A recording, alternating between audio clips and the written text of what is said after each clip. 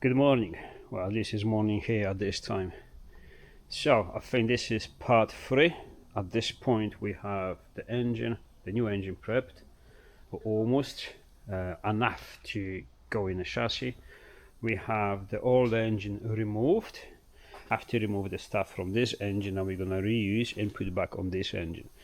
So starting from this side, so on the back of it or front of it, whatever you want to see it, we keeping this as the gearbox mount. We use it. The gearbox, that thingy there, that's in the second episode I already shown you, so we already know we're keeping that. Coming along from this side, what you're gonna keep, the first part of this is this sensor. This is the crank position sensor. You're gonna keep it.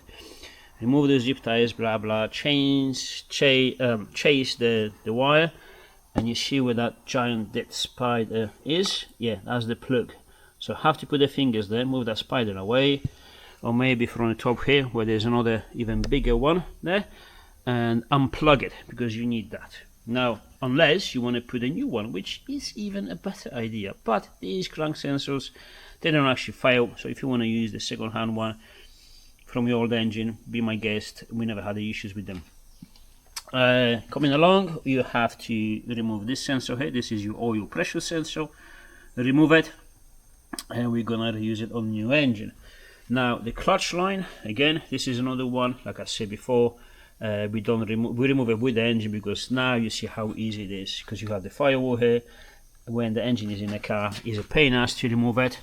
But once you remove that, remove the engine from the chassis is mega easy. It's just this bolt here, lot of access, that bracket, remove it, put this back on, and that will just bolt into. I'm actually gonna show you. It will just bolt straight into the missing, which we don't have it here, piece of hard line that comes from that plastic there, which is only clipped inside there. Is only about 4 inches long, and actually the end of that line has exactly the same thread as the MR2 one. So yeah, that's very lucky. Not much development there. It was just about to, oh, that looks similar, let me try, it fits, done. The quickest development and research I've done in my life. Anyway, yeah, that is lucky. We don't have to do anything about it. The length, the position, everything is absolutely spot on. There's no compromises on this one. Anyways, let's go forward.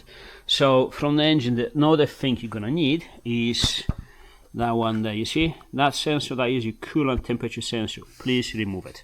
From this point when you have your engine prepared, this roughly there, you remove this engine here. From now on, everything is gonna go down the hill as easier. I'm not gonna push it. Everything is easy. Everything is self-explanatory. Yeah, I'll show you. There's still plenty of work to do, but again, very simple. Yeah, let me get the sensors out and we start doing all that stuff. See you in a bit. Do you know what? Let me start from here. I'm gonna actually twist it this way because it's so sunny. There's plenty of light to do. So, do you remember what I said about the this? Yeah, playing directly on the alloy. Not that great. So. And I say the important thing is that the threads are steel threads are not inside the aluminium. And if you notice what we have steel inserts like a helicoil, but they are much better. This is not helicoil, this is a proper thread, like proper stuff. So we have steel into steel threads, even though this is aluminium bit. Anyways, regardless, this is the gearbox mount which we reuse. Now this one is actually not reused on the VR5 and VR6 kits because it's different. So I have this brand new stainless, and that one on the VR5 VR6 has some adjustments, 2 sets of holes because you can put it into different places, because that kit actually works with 6-speed manual and the DSG gearboxes. Why I'm bringing this up now, don't know, but there you go. Eventually I'm actually working on it for some time now. I just need time to get a DSG gearbox working with the 1.8 as well, because more and more people start asking for it. Anyways, obviously this one you put it on here because it just fits beautifully. Again, 100, so obviously blah blah blah. You see? Look at it. It's just perfection. So let me bring this up. I'm not gonna get it nice and tight, there's no point. I mean, I don't have to show you how to tie the bolts. So we covered this side. Now we go, actually, before we go ahead, this one turns out, yeah, it is exactly the same diameter, so you can use that. So we just discovered a quicker and an easier way to work on that pipe. So that's one thing. Why this pipe and this pipe is here? Simple reason. I like to keep them on the spare because for my development, blah blah, some of the pipes. But these clips, these spring clips, people don't like them for some reason. Most people use Jubilee clips and throw these away. I keep them because these are surprisingly very good. I really like them. If they're not rusted and they're in good condition, I like to reuse them because I think they're actually better than Jubilee clips. Anyways, let's go forward. We have removed this. Like I said, you just chop it there exactly. Can you see it? There's a lot of shadow there. It's good to have so much light, but I also have to be careful on the shadow. Yeah, remove that because this is in the way. I'm gonna show you in a minute in a way of what. So another thing we chopped off, it was this. Make it nice and flat, you see, and you make it nice and flat because there you go. There's a gearbox mount that goes flat on there. There you go. So anything in the middle, you make this not sitting flat. If it's not sitting flat, you're gonna bend it. If it bends, it's not sitting in the right position. Don't blame me for doing something wrong on the mount because I didn't. Anyways, let's bolts are supplied. Let's put them on just for a sec. You could tie this up if you want to. It has a little bit of wiggle. Both of them have a little bit of wiggle. The reason for that is because even if you notice the standard mounting points and everything, even on this, you see, the other ones, it's like in an olive. There is a wiggle room. Why? Well, because chassis are actually not exactly the same when they come from factory. You have a wiggle room because, yeah, some of them they may be a few mil wider, some of them may be a few mil closer to each other, chassis legs. So it's tolerances on the production line, and you have to account for that.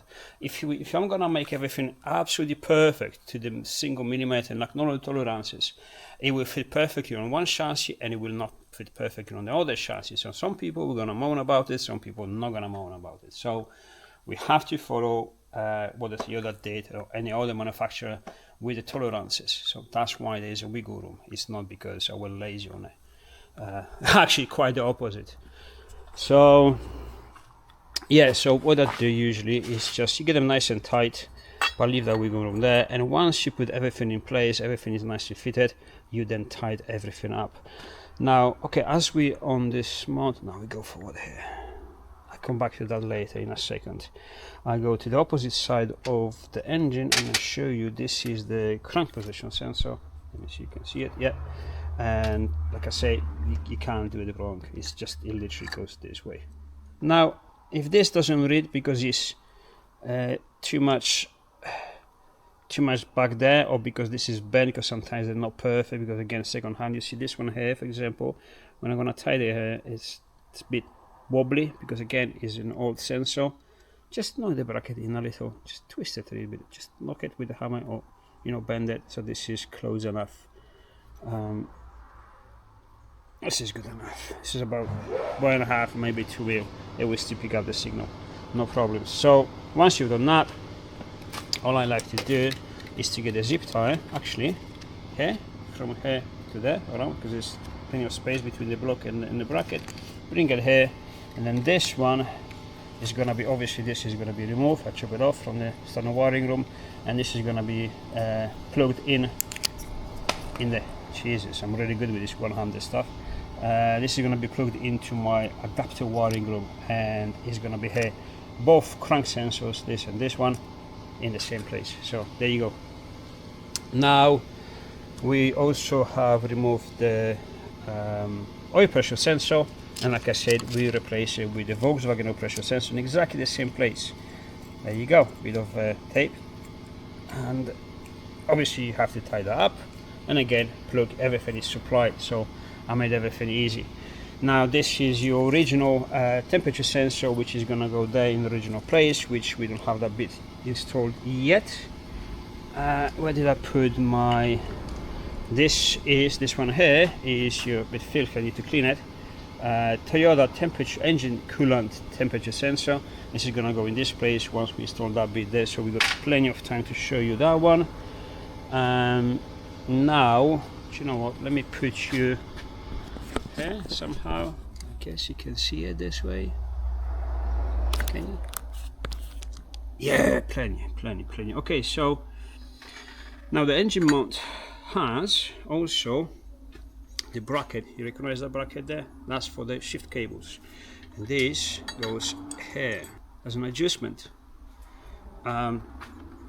Because with this one, this is actually going to work out. The shift is actually going to have more adjustments than the standard one, because length of the cables, blah blah. Plus, you can put your shift exactly where you want it, but there's more adjustments that you can really customize it way more than the Volkswagen do, and way more than Toyota allows you to do. I'll show you in a minute. So this one slides forth and back. Now this one here, when you attach the cable, this cable is the one that goes left and right on the shifter, so you can really, you know, tune it to exactly where you want it. Now the second one is this one here. I didn't bring the bolt for it, I think. No, I don't have it. It doesn't matter. So you literally put it with one bolt in this position here. The other part, do you remember what I said, that you have to keep this part here where it is, but you keep this one with the pin, and the other part you remove it, you chop it off. You see there, it's been cut off here, has been cut off, and this is supply you have to weld it on. Now I welded obviously with TIG because I have TIG welder, blah blah, but if you want to MIG it, just make sure you do it properly, strong enough, and don't overheat this stuff. So where this goes, it goes this way. So you have this, which is supplied, they are offsetted, and you see there is a longer distance and shorter distance. The shorter distance goes here, goes facing forward. Let me see if you can see this, because I'm pointing the camera God knows to what direction sometimes. So this one you put it on, right? And then this one goes this way. Sorry. Okay. So you have this one, which is supplied and goes on the back here. And then this one here, which wasn't supplied in my case, I think we ran out of them. But again, I think we have this left over from removing stuff from this engine, so you got plenty of these bolts. If you don't supply them, you got them as a leftover. And one of them actually fits very nicely. Well, almost, is slightly longer later on. So again, as you see, there is a bit of a slack here. There's a lot of adjustment. Again, it's not slack, it's adjustment. Although this one just work it out by is obviously because this is an M8 bolt and this hole is bigger, so it actually works to my advantage. Now by adjusting the alignment, I mean that the cable has to work in line with everything, and when this moves, it has to move in that line. If this moves, for example, that way and the cable is there, you're gonna be forcing that cable inside. There is a plastic slider for the stainless kind of rod inside from the outside, and then the cable's inside. If that is forcing, that is going to be stiff and your shifter is going to feel shit. So yeah, it is, you know, very important that you align it properly, obviously once we put it in the car. Now the other part of that, because you say, okay, I'm shifting this and I need shifting this. Yeah, I know. Stay calm. Right, there you go. Again, one-handed, temporarily. Now we use these rose joints. This is high precision rose joints with bushes inside, and they can actually be greased if you wish so. And this has an adjustment. However, I want to show you something, and this goes here. Always gonna go with this. Oh, okay. So another adjustment. This one here, the length of this rod, it will dictate the position of your gear shifter forth and back, because you can have it be more forward, be more back. Again, fine tuning it. This is not the amount of throw, this is the actual position, and you can just adjust it by usually you adjust it by, you know, losing these nuts, the counting nuts, as you do, and you twist this. But in this case, if you see, when I turn it, it does nothing. What it does, it only moves this center rod left and right, but the length actually doesn't change. You say, oh, well, you fucked up, what are you doing? Well, what I did, I used the same threads opposite sides instead of one left hand, the other right hand. Now there's a reason for this, right? If you want to adjust it, you have to remove this one, which is only a pin. There you go. And you know, make it longer or make it shorter, the whole lot, doesn't matter, you adjust it to whatever you want. In case, because all of these vibrates, in case you haven't tied this up, or they're gonna get, you know, they lose themselves for any reason, and they start coming loose and twisting, you're gonna develop some play. But in this instance, you never lose it. This is never gonna come off. You're never gonna lose gears, gear selectors or gear shifter. If this was left and right-handed thread, if this works itself out, it will disconnect and you lose your gear shifters. And if that happens in a truck or when you're dynamically driving, it could be quite fucking dangerous. So it's a safety measures. And plus, because this is not something that you have to adjust all the time, this is probably going to adjust it once, maybe finely tune it, finely adjust it twice, and then you're gonna leave it there. It's always gonna be there. That's it, period. So simple. So again, this is not a mistake. This has been done in purpose, because I've used to build race cars. We've dealt with this stuff. I've seen a lot of different instances where the problem was created when problem shouldn't be there. It could be easily avoided. All of that stuff I'm applying to this. So if you see that, don't try to be smart ass, because you won't be saying, oh, this is wrong, you shouldn't do it this way. No. In some instances, the rod has to be adjusted this way. In my case, no, that's not what I do. I think that's it for now. On the engine, sorry, a lot of talk. I don't want this to be too long, but hey, you wanted everything in details. So these are the details. I can't make it even more than this. I'm showing how it works, how I've designed it, why I've designed it, the way it works, the way it doesn't work, blah blah, and all the stuff around it.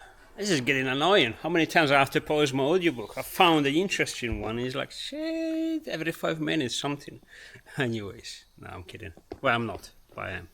So, yeah, driver seat side. These two. 1, 2, 3.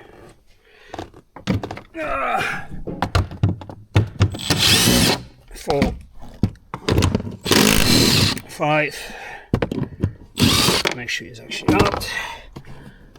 Get it back down so we get some light. For now, we're just gonna leave it there. So what we have on this side, no rats. Good. We have on this side is this. Push it in. And it's glued in, so screwdriver and prime it.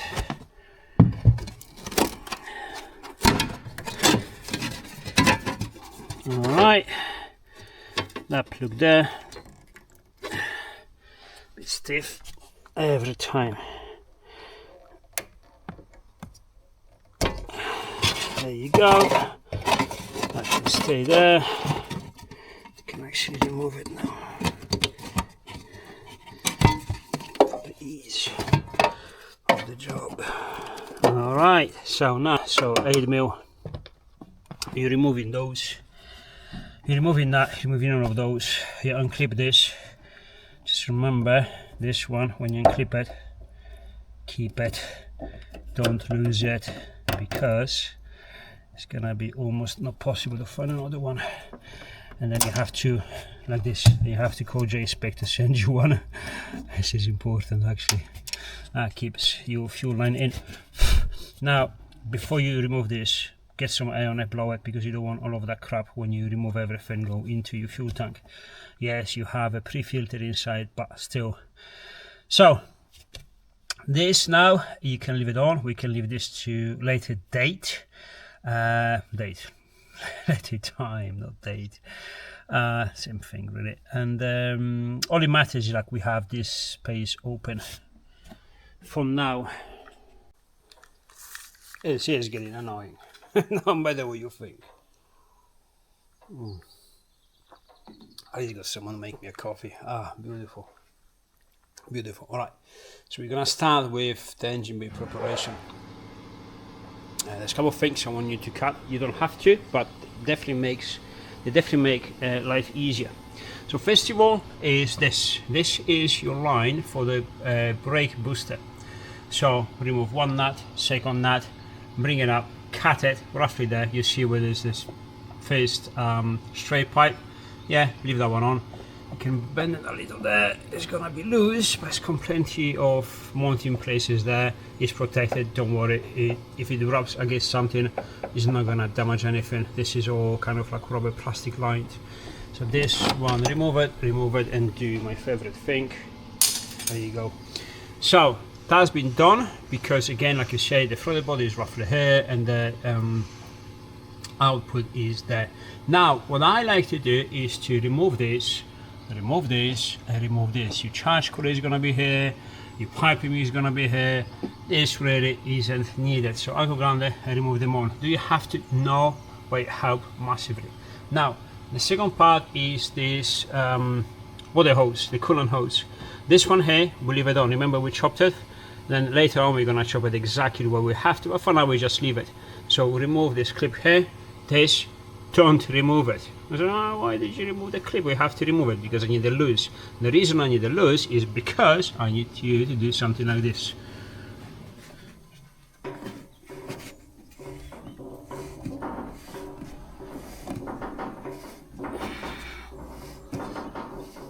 Get the bastard in as much as it goes, and this is roughly 90 degrees here, or straight, horizontal, and then put this back on. So it went, so this, the pipe ends here roughly, you can see it, you can touch it, it ended there. So it's about an inch, it's not much, but all we need is that after this pipe, this elbow starts going down there. That's all we need really. Obviously put this back on. Now, after we've done that, this is a gearbox. The gear shifter linkage we put on the way, because when we remove the engine, I want it out of the way. I don't want to drag the engine down and actually be hanging on these cables, because you can damage them. So keep them safe on the press when you're removing the engine. So let's put them there, and then what you're going to grab, I want you to grab a hammer and start hammering your car. No, well yes, see this bracket here? Now this bracket is going to be in the way, because one of these cables is actually going to be there, actually doing this bend, and it's catching on it. I don't like that. Well, no one will like that. So that's all you do. And take this, put in. That's it. Tiny bit, you know. And then now this is going to be here, and it's not going to catch on it. That's all it takes. Now we have removed that door to get access, the lid to get access to the fuel pump sender, and that is because, I don't know if you can see it from here, probably not, but you see the light there? Well, down light is a sunlight, and you can see just above that there is that door. What we need a fuel line. Now this fuel line, imagine if you have the engine here, right, like literally here, and then from underneath here you have to put your hands through all over this crap and try to push that fuel line inside there. That is not actually straight there, but it has to go like slightly on the bottom and then up. Yeah, that's gonna take you an hour if you're patient and if you're clever. If not, you're gonna just give up and let someone else do it for you, and then someone else is gonna be cursing as much as you did. That's why you did this before putting the engine in. Again, this is a good trick. It's very simple, but if you don't know, if you know, it only takes a minute. So let me put the camera here maybe. Can you see there? Yeah, I guess that's good enough. So what you do is get it from there, and if you rotate or use that angle there,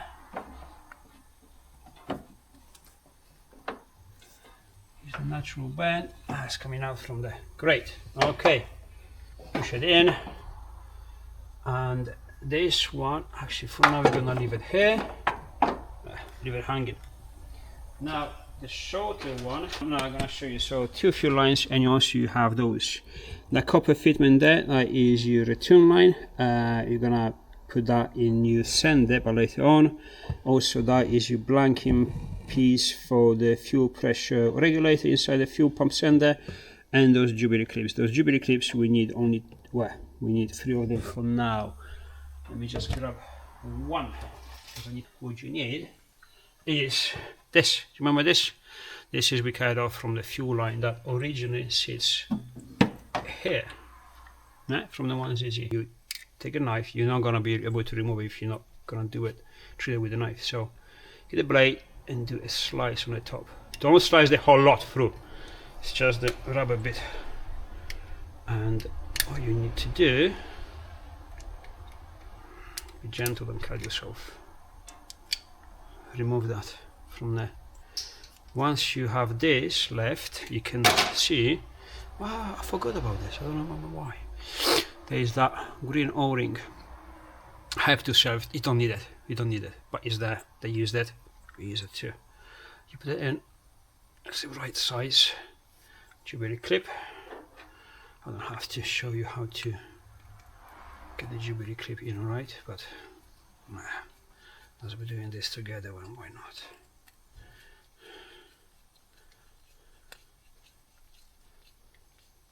Okay, and now the magic happens. This fits like standard. Anyways, I know. Get this centered. Click, and there you go. So now your fuel lines, your fuel line, you can untouch it from the handle line as standard. You're not gonna need to do it anyway, because you can remove them from the top of the fuel rail on the Volkswagen engine. It's very easy. But again, there is a clip there. There you go. It is somewhere there, I'm pretty sure.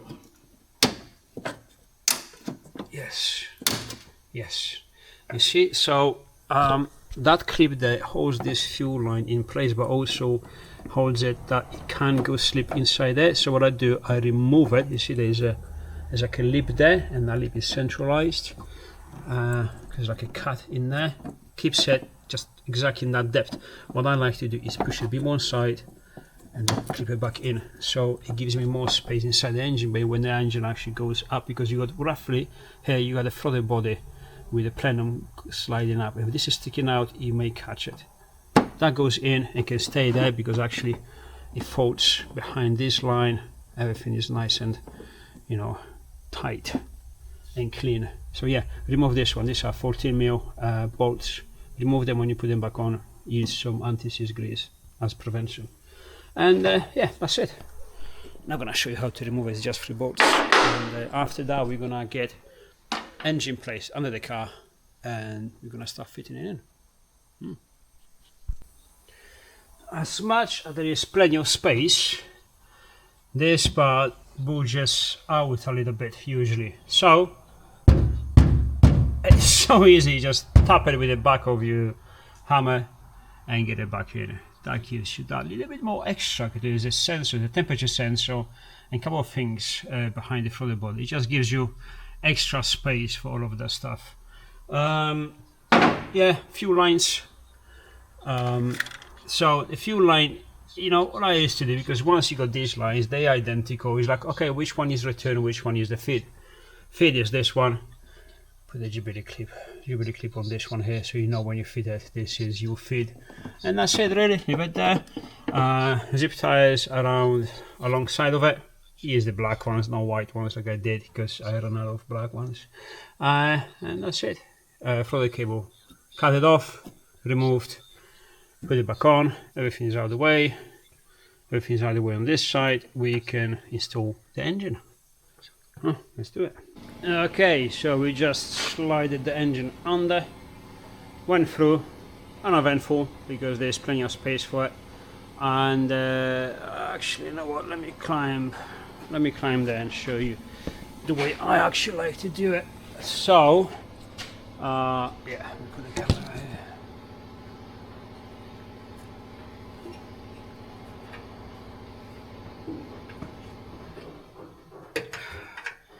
Because the engine is still on the stand, on the transmission stand, I can't lower the car completely, so it has to be there. So what I do, Make sure everything slides in nicely, nothing is gonna get pinched, the wiring, you know, pipes, these, everything nice and free. This slides in first, and then obviously the engine, as you can see, moves a lot. Now at this point, and only at this point, let's get this one out of the way for now. Only at this point we can start putting this engine mount. Again, one-handed, so engine there, with that, and I'm gonna put this one first. See, this is how precise all this kit is. Look, literally, that's all it takes. Now these threads are a bit cross-threaded at the beginning, so I have to be careful. I put these bolts in. They're long enough to get down, you're reaching the healthy thread, but yeah, again.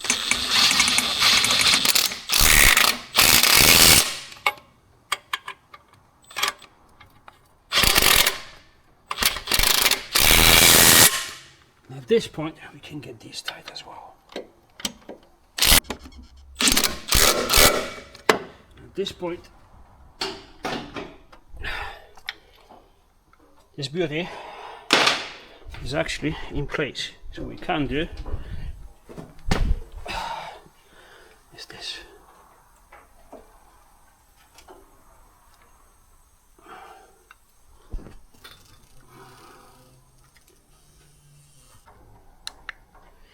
Okay, so now as we have the engine suspended, it swivels, see, it moves, so it's not actually in proper place, but almost. We start working from this side. So now as we got everything free, we have to put this, try to keep the light in the camera in the same hand, this mount back in. But before we're gonna do it, there is a pipe there, you see, and there's another pipe there. So we're gonna put that cooling hose on it first, and then put this mount on, and then I'm gonna show you the mount that we use, which uses this bolt and this bolt here. You can see from there the hose with clips on it, clamps, whatever. You see it now. I can put the finger between the oil filter and the clutch line because we moved it. If we didn't, this will clash. So that's the reason. Now it's explained. See, it's quite a space there.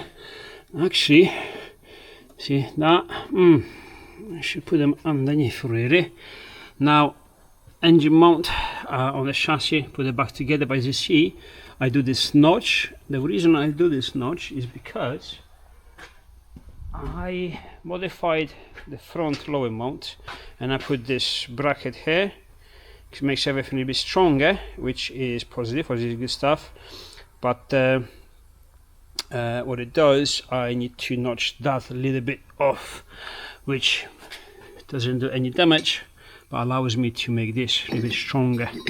So yeah, let me just put at least a light there. So the camera is here. Don't need the light. This camera actually picks everything up quite nicely. Yeah, put it on.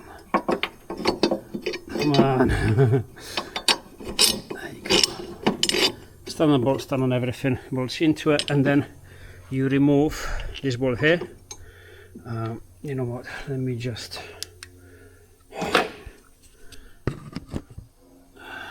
yeah, you can see it.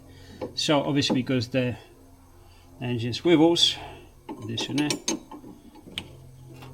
right position, and bolted loosely in, loosely because this just keeps the everything roughly in the position it's supposed to be. Because now these ones under here and under there, as you can see, most of the times you have to put a washer, a normal washer as big as this, sometimes two, again because there's not much movement here to adjust where the engine sits, because remember where they set, you know, because again tolerances, now tolerances on this, it has to be shimped sometimes. Just, it can just bolt it on, but then this will actually push on the bush and it will actually touch on the metal there. So you want this to be exactly in the middle, and you want to shim these, but we can do it later because we still need a bolt to go through here to obviously for all of that. So that's it on this side for the moment, and we're gonna put, get the wiring loom out of the way for now, and we're gonna put this mount here. So what is it, where did we put it? Here. Shiny. So in the kit with this, what you have two sets of bolts, black ones, a thin pitch thread, and this one's here. So we're gonna prepare the black ones.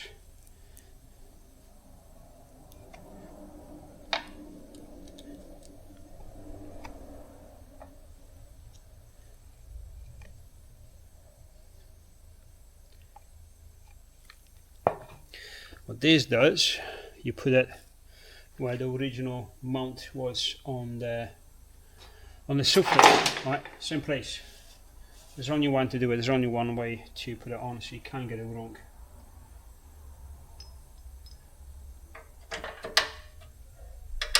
Do it tight. Don't snap the bolts, obviously, but do it tight.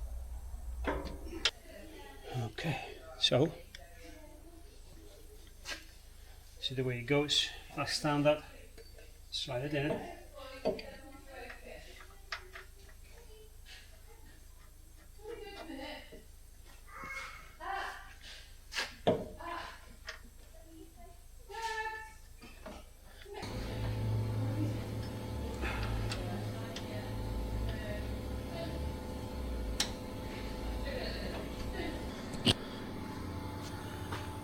Just like that, magically, the standard mounting system of Toyota is bolted on the Volkswagen engine.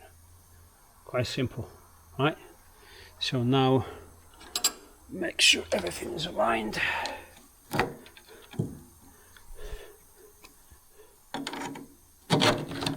There you go. It is aligned, right in the middle of the tolerances. Even the original ones here, they have tolerances. Now you can put nut on this. I'm not going to put it on just now because I want to grease it up and etc, etc, but don't tie it up yet because obviously we haven't put this on properly, so there's still a bit of adjustment on rotating of the engine. So yeah, that's roughly where we are. Engine now is officially in this on his own mounts. That's simple, nothing to it. Now I'm gonna stop, gonna have my lunch, and we're gonna continue because yeah, we're not far from being able to fire this thing up, literally. Back from inside the car. So this is the fuel line, the return line we have obviously pushed from inside. You disconnect this one here. This is usually a pain in the ass, so the more you force it, the worse it gets. So what I do, I push it in first, squeeze these, not too much, and then push it out, and it's surprisingly fine. If you start forcing it, it will not come off. This one obviously was here. Once you remove that plastic, like I said before, it comes off easily. Then you got this metal collar, get it out on the side, and now we can remove the fuel sender. Again, 100, so yeah, upside down, so you remove the fuel that was in there. Blah, blah, blah, blah, blah, blah, blah, blah, blah, blah, blah. So get this off.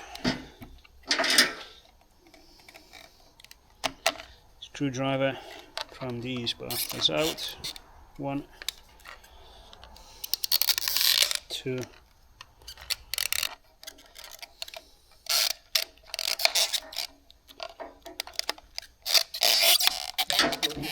Your race truck when you've done it. Is this what you're going to put in your race truck when you've done it? Well, not this one. This is customer's one. Oh right. This is the one I'm using. I'm making a video of instructions how to assemble them. Oh, I see. Well, this is one of the customers. Yeah. No, mine is already down the shed. Right. It's but yeah, one of them. Yeah, yeah. Yeah. Once it's ready. When it's ready. Eventually. Yeah. Right. So this is you fuel pressure regulator. Just take the bastard out. Usually come off easier than this. There you go. Now you need that O-ring with you, don't lose it. There you go, that one there.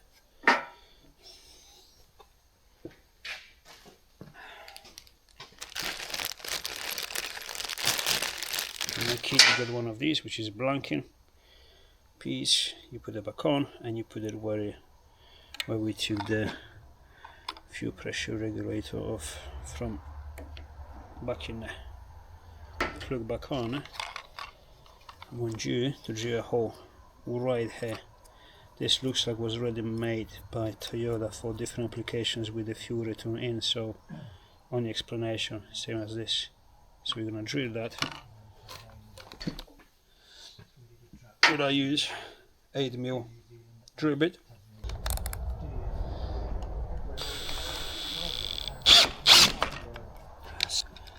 If you're feeling brave, don't do it by hand.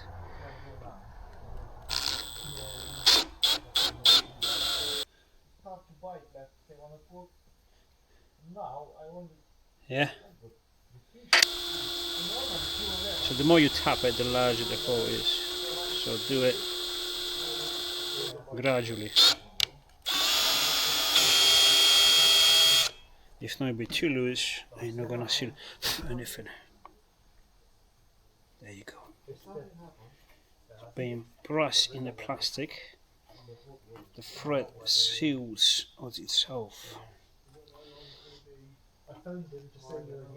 That's all you need. So you have this one facing the same direction as the breather. We can put this plug back in.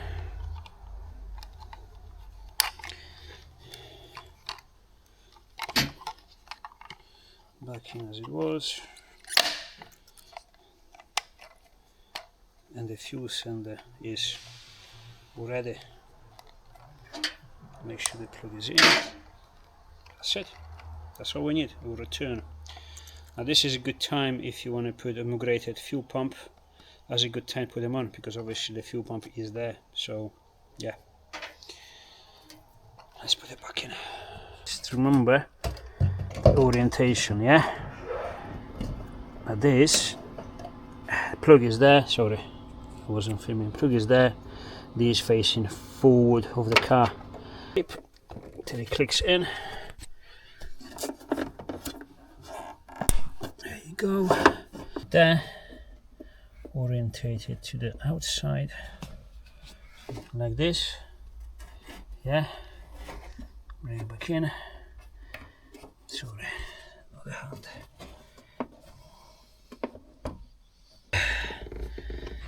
There you go.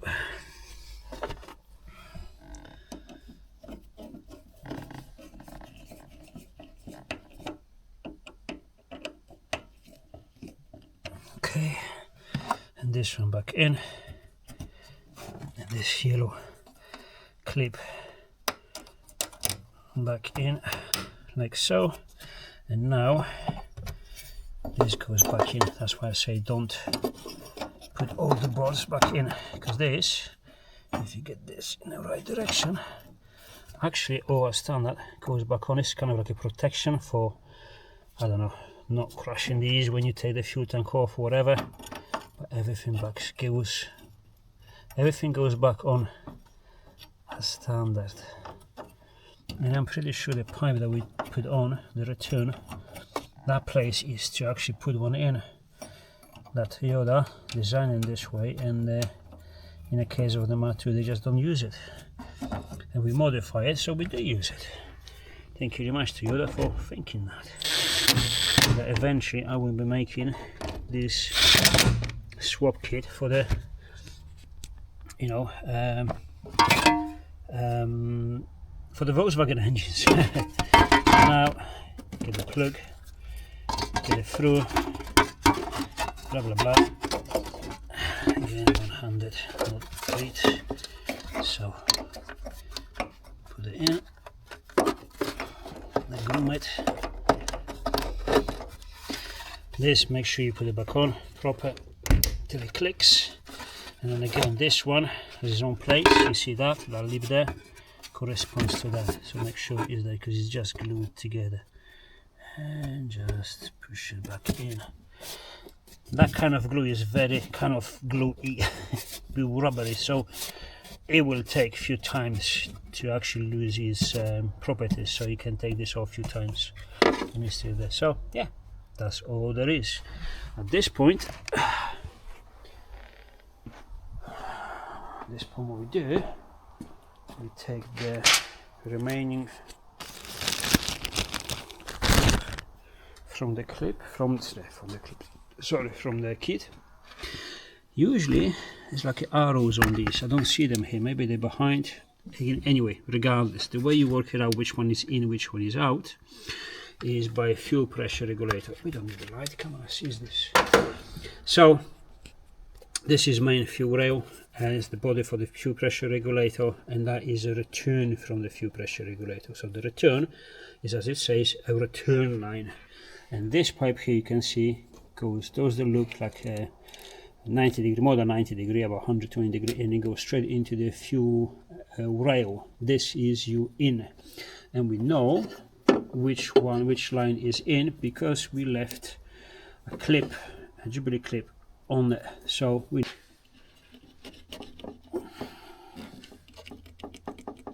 this way, and then when you turn it, it goes there, and it's out of the way of this one.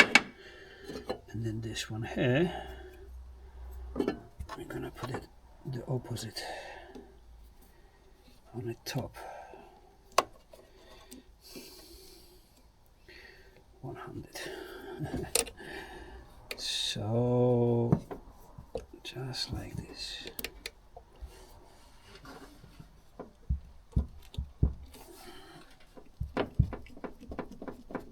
You can secure them wherever you want. Doesn't really matter at this point. Just make sure they don't rub on any metal, because obviously vibrations, the engine move a little bit. So yeah, secure them maybe to the top line there. And now we're gonna, at this point, you probably want to check if there is a fuel pressure, but you can't. Fuel pump now will not work, will not engage until we put the wiring loom, the wiring harness adapter on and connect all the plugs. So no, we cannot test it.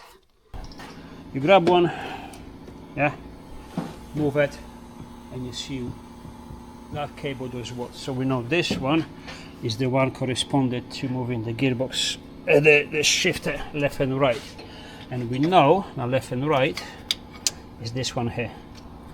So let's get them this way. So that one goes there, and this one goes here. There you go, beautiful. And this one will go in there. So what I like to do is to actually remove this.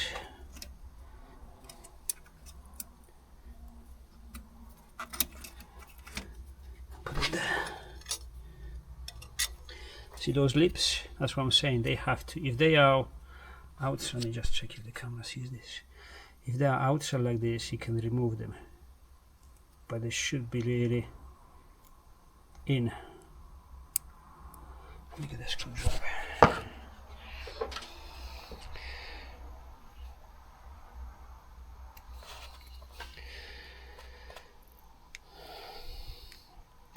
If you push them in, they will catch and stay. I'll show you what I mean. One side is enough. That's enough. And these, on the bottom ones, they should stick out a little. So these ones, yeah, they're gonna keep this inside the bracket. Yeah, you do it like so. Look, stays in. Now you can't remove it because those pins, they go against that. This is the ones on the behind, and these ones, this one and that one, those they're gonna keep the shift cable inside. Look, you see, and they can't go out. Do you remember what I said about that bracket there to knock it in a little? You see, now I can put my finger in there. If I didn't move it, that will rub against this one, and sooner or later is gonna have issues. So now it's just perfectly there. You say, okay, now we can put this one in. Yeah, you can. However, there's another thing we include in the kit, which you see, this is rubber.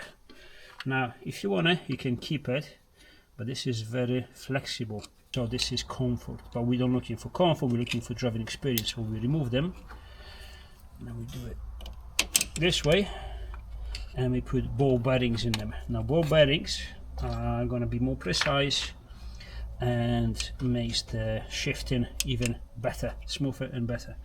Alright, so once we remove this, or before you put it on, we lose that bolt there, so this moves. It's not slack, but with a bit of force you can move it. Same with this, with these two. Okay, just so you can rotate. And now, again, one-handed, we put this cable on. You don't have to put that clip for now, because we just need to align everything. Put it on, and put it on, so it stays. And you can clearly see when this is aligned. But first we have to make sure this doesn't push the cable on the outside or inside. So for now, for example, I can see if this is going straight, it pushes the cable kind of here. So I want to bring it in tiny bit. There you go, just like that. Maybe tiny bit more. No, actually no, that's okay. That's enough, you see? It brings the cable here roughly, that's straight. So now I can get that 13mm and tie that bolt. Alright, so now we have to make sure, because you see now it's kind of facing there, you have to get this nice and square. See, you can have it this way. I don't know if you can see on the camera, you can clearly see that's disaligned, and that is much more like it. Roughly there, yes. So once we got the alignment done, again, tie these bolts up. You can really fine tune this. There you go. Done. And now we're gonna remove it. And again, remove that thing out of there. This one, and put the ball bearings in. Alright, so this is exactly how it looks like. This goes in this way, and you can see those ones, those lips are in, and these ones are slightly out. And I'll show you how it looks.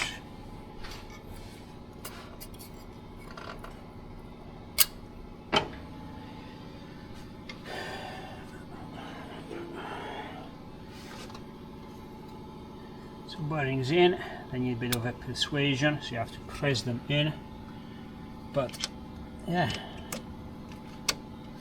there you go. Not easy, there's no more play. I need to, this still needs adjustment, but again, like I say, we have to do it at the end.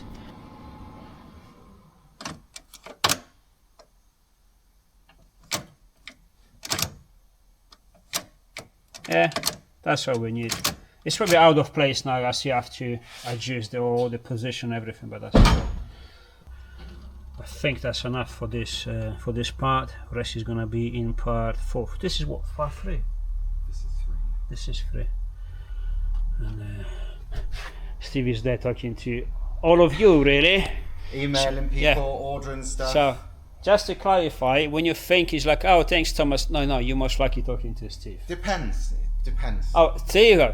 If you talk to someone very polite, it's probably me. If you talk to someone who's gonna tell you you're wrong, it's probably Steve. All right. Yeah. He's the guy who's straightforward. Blame me. Blame me. But no, most Yeah, likely. I'm currently emailing one of you right now. So Yeah, is talking to this customer because this needs changing. Actually, you know what? Before, all right, this is enough of the installation, but we're gonna add some bonus. Because again, like I said, we are literally building this car together. Besides, obviously, explaining everything, and I want to show you one of the problems we have here, which is. So if I can build it so easily, 100, you have no excuses. And Steve was saying to make all these videos all detailed, and I think you can't make it more detailed. Detailed. Detailed, yeah. Yeah, mate, I say it so many times I forgot how to say it. So I was saying to Steve that if someone, after watching these videos, because we got millions of questions, I mean, Steve is back talking to you guys, to everyone, every single customer, because I have literally no time, and so many questions that we better answer it through these videos. And I was gonna say that if anyone has any questions, you're gonna be forward to watch the videos, episodes, and everything. And if you still have questions after that, don't do it yourself. Don't build it, because if it's not clear after all of this, you shouldn't be doing this. Now, we say. I'll tell you one thing though. There'll be a caveat to this: is apologies if we have forgot something little. I don't want you to be like, because we're all human. We might. This is probably the most detailed thing ever, but there might be something we forgot, and if so, bloody tell us. And if you're wrong, then we have a go at you for lying to us. Yeah. So if you're wrong, we're gonna unleash Steve. Yeah. I'm gonna. Yeah. And if you're right, I will apologise. Yeah. If we truly have forgot, we'll apologise and be nice. If we haven't forgotten, you just haven't watched the video properly, then you'll get some shit. There's on you. So now, jokes aside, we always say this kit is so easy that anyone can do it. That does not mean that anyone should actually do it, because a minimum mechanical knowledge is required to build yourself a fast car that is going to be working on the road safely. How many people says I never touched the spanners in my life and I still managed to put this car together? Yeah. And I was like, oh, that's good. And I was like, oh, it's shit. A bit scary at the same time. Yeah. Oh shit. Yeah. It's like, what have we done? He's still alive, so that's a good sign. But yeah, there's that, you know. It's now, in all seriousness, by no means. If you never attempted to do it, if you want to have a crack, do it. But please, be careful. At least get it checked by someone who knows this stuff. All right, so let's get this cam cover off and see what we found, because I'm actually curious. Because it's never been fully off, has it? This is actually loose. Another bolt loose. No. Oh my god. That's loose. Another one loose. Loose. What the hell? Loose. Loose. Oh my god. Tight. Tight. Tight.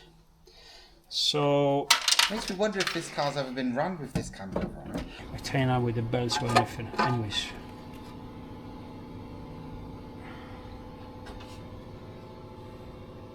Got away with it, mostly. Yeah. Look on. Paint. There's a bit of paint on the inside, not much.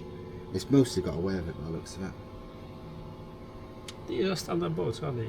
Headbolts. Standard headbolts. Yes. It's quite clean inside. Yeah, right? it does look quite clean. It's been, looks like it's been refreshed, I would say.